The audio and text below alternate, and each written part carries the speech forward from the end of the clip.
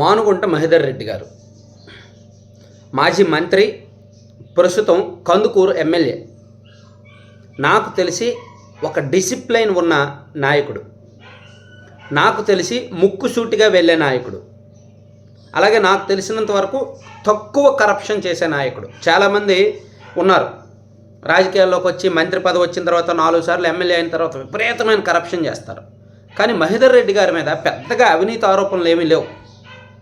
ఇదిగో పలానా భూములు మింగేశారు, పలానా వాళ్ళు పొట్టగొట్టారు, పలానా చోట్ల మద్యం సిండికేట్లు నడిపారు అనే ఆరోపణలు అయితే లేవు. నేను ఆ జిల్లాలో పనిచేశాను. ఆయన ప్రత్యర్థులతోనూ నాకు సన్నిహిత సంబంధాలు ఉన్నాయి, ఆయనతోనూ కూడా బాగానే ఉంటా. సో నాకు బాగా తెలుసు అక్కడ పరిస్థితి ఏంటనేది. ఉంది, పూర్తిగా అవినీతి లేదని చెప్పలేం. కానీ వైసీపీలో ఇతర నాయకులతో పోలిస్తే ఒక 20%, వైసీపీలో ఇతర నాయకులు ఒక 100కు వేస్తే ఈయన ఒక 20కి వేసే టైపు. సో అలా అందులోకి ముక్కుసూటిగా వ్యవహరించే టైపు. అయితే అవుద్ది, లేదా లేదు, అటువంటి టైపు. అలాగే రాజకీయంగా ఎటువంటి వివాదాల జోలికి వెళ్ళరు. తన జోలికి, తన పెత్తనం జోలికి, తన నియోజకవర్గం జోలికి ఎవరైనా వస్తే సహించరు. సో అలా వైసీపీకి ఆయనకు మొదటి నుంచి కూడా పొసగట్ల. ఆయన అయితే వైసీపీలో చేరారు, 2019 ఎన్నికలకు ముందు వైసీపీలో జాయిన్ అయ్యారు, టికెట్ వచ్చింది, గెలిచారు, అంతా బాగానే ఉంది. కానీ ఆయన వైసీపీలో ఉన్న విధానాలను ఆయనకు నచ్చల. వైసీపీలో ఉన్న జిల్లా సీనియర్ నాయకులతో కూడా ఆయనకు పడలేదు.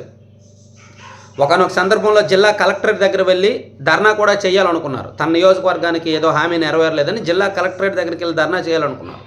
జడ్పీ సమావేశంలో 1-2 సార్లు నిలదీశారు. జిల్లా నాయకుల ముందే తన నిరసన తెలియజేశారు. 2-3 సార్లు కొన్ని కామెంట్స్ కూడా చేశారు ప్రభుత్వ వ్యవహార శైలికి వ్యతిరేకంగా.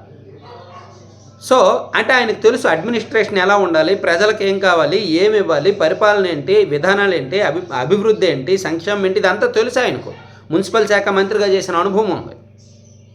సో ఆయనకు వైసీపీలో విధానాలు నచ్చక అయినా సరే తన పని ఏదో తను చేసుకుంటూ ఈ వయసులో ఇంకా పార్టీ మారలేమరే, చాలే ఈ రాజకీయం అనుకునే స్థితికి వచ్చేశారు. వైసీపీ మళ్ళీ టికెట్ ఇస్తే పోటీ చేద్దాం, లేకపోతే లేదు అనే దిశలో ఉన్నారు.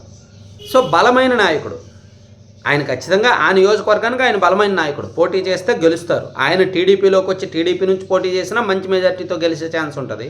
వైసీపీ నుంచి పోటీ చేస్తే వచ్చే ఎన్నికల్లో కొంచెం కష్టం అవుద్ది, ప్రత్యర్థిని బట్టి ఉంటుంది. సో అటువంటి మహేదర్ రెడ్డి గారిని వైసీపీ దూతలు కొంతమంది కలిసి టీడీపీని విమర్శించాలని, చంద్రబాబు గారిని, నారా లోకేష్ని, పవన్ కళ్యాణ్ గారిని విమర్శించాలని ఒత్తిడి తెస్తే ఆయన నేనేం విమర్శించను, ఏంటి వాళ్ళని తిడితేనే నాకు టికెట్ ఇస్తారా, నేను తిట్టను, నేను అటువంటి రాజకీయం చెయ్యను, నా రాజకీయం మీద నేను చేసుకుంటా, మీరు టికెట్ ఇస్తే నేను పోటీ చేస్తా, లేకపోతే లేదు, టికెట్ ఇవ్వకపోయినా పర్వాలేదు, నేనైతే మాత్రం తిట్టను అని చెప్పారంట. ఇది ఎంతవరకు నిజం అని చాలామందికి డౌట్. వైసీపీలో ఒక కల్చర్ ఉంది. నేను వైసీపీలో చాలామందితో మాట్లాడి కన్ఫర్మ్ చేసుకున్నాక చెప్తున్నా. వైసీపీలో టార్గెట్లు ఉంటాయి. వైసీపీలో ఏంటంటే ఒక నియోజకవర్గ స్థాయి నాయకులు వారానికి కనీసం ఒక ప్రెస్ మీట్ అయినా పెట్టాలి. పెట్టి వాళ్ళకు సాధ్యమైనంత మేరకు పార్టీ ఒక గైడ్ లైన్, ఒక స్క్రిప్ట్ ఇస్తుంది. పార్టీ సెంట్రల్ ఆఫీస్ నుంచి ఒక గైడ్ లైన్స్ వెళ్తాయి.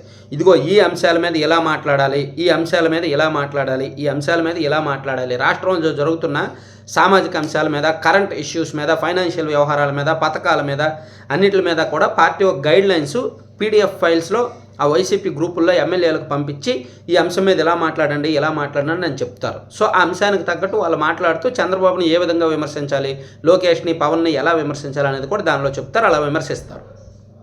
సో టీడీపీ నుంచి వైసీపీలోకి వెళ్ళిన ఒక ఎమ్మెల్యే బాగా ఇబ్బంది పడ్డారు పాపం, విమర్శించలేక. పార్టీ పెద్దలేమో పదే ఫోన్లు చేస్తున్నారు, ఏమయ్యా ప్రెస్ మీట్ పెట్టలేదు, నువ్వు తిట్టట్లేదు, ప్రెస్ మీట్ పెట్టలేదు, నువ్వు తిట్టట్లేదు.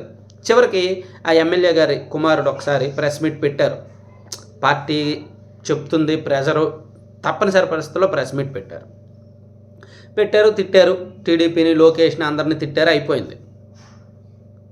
ఆ తర్వాత ఎంత బాధపడ్డారంటే ఒక వారం రోజుల పాటు బాధపడ్డారు. అయ్యో ఆ పార్టీ నుంచి వచ్చి ఆ పార్టీనే తిట్టాల్సి వచ్చింది, నేను ఎదిగిన కొమ్మను నరుక్కోవాల్సి వస్తుంది, అటువంటి రాజకీయాలు కరెక్ట్ కాదు, వాళ్ళని తిట్టాల్సిన అవసరం నాకెందు, నాకు నచ్చలేదు, నేను వచ్చేసాను, వీళ్ళతో లైఫ్ లాంగ్ నా రాజకీయం ఈ పార్టీతో ఉండాలనుకుంటున్నా, కానీ వీళ్ళు ఇటువంటి టార్గెట్లు ఇచ్చి తిట్టమని చెప్తే నేను ఎలా ఉండగలను అని ఆవేదన వ్యక్తం చేశారు ఆయన.